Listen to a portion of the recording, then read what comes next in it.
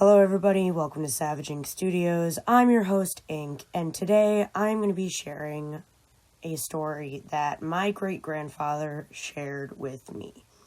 A few days ago he actually passed away, so I thought that in honor of his memory I would share the story that he told me one family reunion. When my mom was a little girl, she lived with her mom. And during this time, her mom went through a weird Jehovah's Witness phase. Now, my great-grandfather wasn't my grandmother's dad. He was my grandfather's dad. But my mom lived with her mom. So, anyway, my great-grandfather had gotten a hold of my grandmother to ask when would be a good time for him to bring over my mom's holiday gifts, as he had handcrafted her a big, beautiful dollhouse. He had put a lot of time and effort into this so that she could have a really nice winter holiday gift. And my grandmother informed him that she was now a Jehovah's Witness, so they would not be doing holiday gifts. And, my great-grandfather, on top of, just balking at how absolutely ridiculous it was that, how do you go from what she was to claiming to be a Jehovah's Witness? I mean, she was a crazy lady, even in her youth, and was very easily manipulated. I'm sure we will get into many a more story about her on this channel. I have a lot of crazy stories, but, despite whatever she was going to decide to believe in for that week, he was not going to let it affect whether my mom was going to get to celebrate a winter holiday or not. And he told her as much. And she tried to flat out tell him, no, you are not allowed to bring anything over. And his response to that was to show up on her doorstep with the entire family, each of them having their own gift in hand, and asking her if she proposed to stop him, which she did not. She was not going to face down that entire side of the family, and she let them in, and they had winter holiday, and my little kid mom was not left giftless that year. So, yeah. It's not a very long story, but it's the story that I have. I didn't get a whole lot of opportunities to talk to him and get family stories.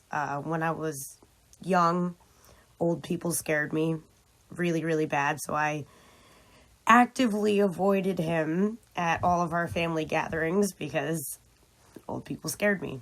And then as I got older, he also got older, and I have a problem with getting attached to people who I think I'm going to lose.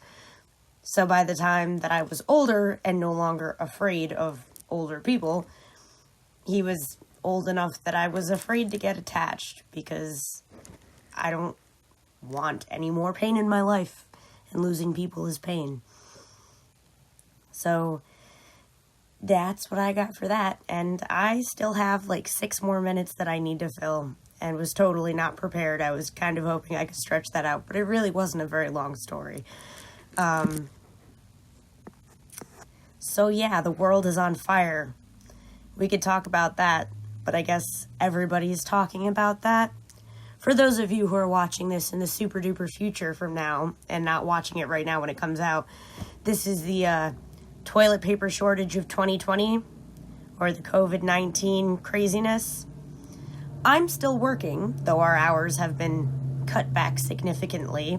People still need their coffee. We are an essential business. Because, God forbid, anyone go without their morning coffee or make it their damn selves.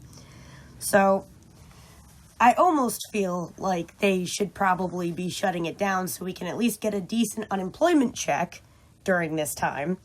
Because if they decide to cut us all down to 10 hours a week and then shut down, then that's going to be put into our average of what we would be getting for unemployment, and it would definitely not be enough to survive on. So I guess now would be a good time to mention that my commissions are open due to all of this absolute crazy psychoticness. I'm only doing digital because I don't know what the deal is with UPS right now and being able to mail stuff out.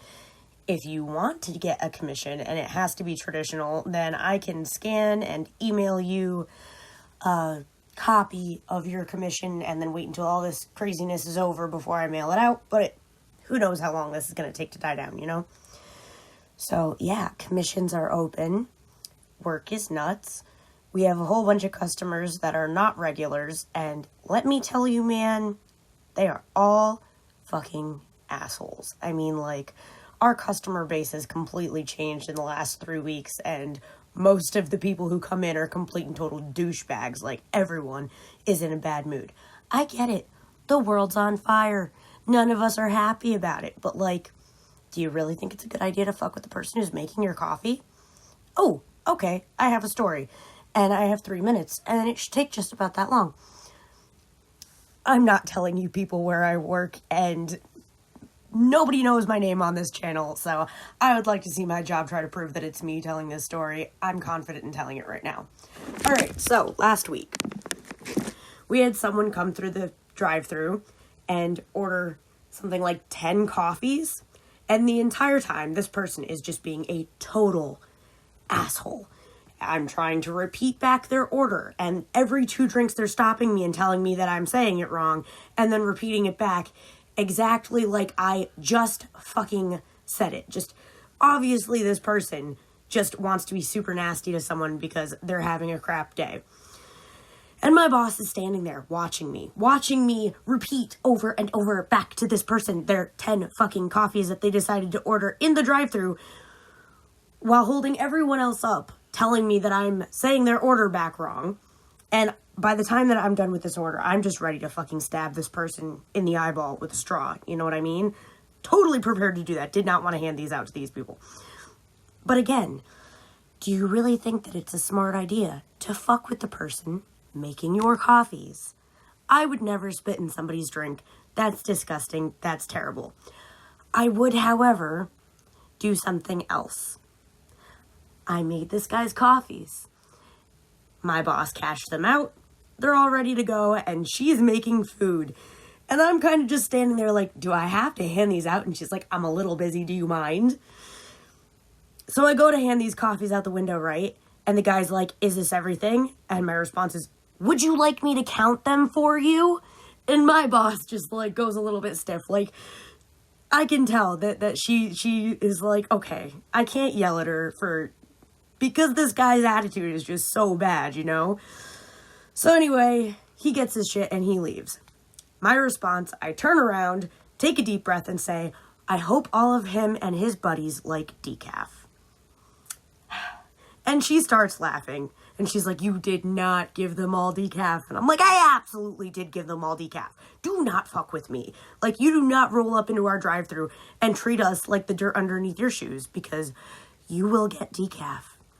So, yeah, I hope those people didn't have to, stay up or have energy, and that they just enjoyed the flavor of coffee. Another thing that you do not do, just, in case there are any other baristas out there who want to fuck with somebody's drinks, do not spit in somebody's drinks. And if someone asks for decaf, do not give them non-decaf, because that could be a heart-related issue. However, if someone's being a total douchebag and they order regular coffees, giving them decaf isn't going to do any harm. They're just not getting what they came in for. They might get a headache. And honestly, if they're causing that much of a headache at the store that they're in, they deserve it. So yeah, that's the story of how some asshole who rolled up through my drive-thru ended up with 10 decaf coffees.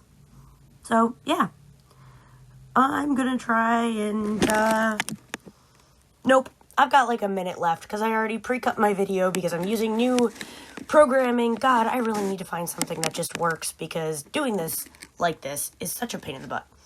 So, anyway, I'm gonna try and get some fan art up here on screen if I can figure out how to do that. Thank you to everybody who sent fan art. If you want some commissions, you can either comment down below or go on my DeviantArt page. I'll have a link down below in the description for you to go to.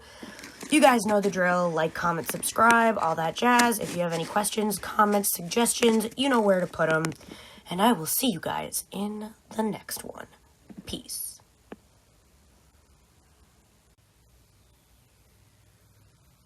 Hello, everybody. Welcome to Savaging Studios.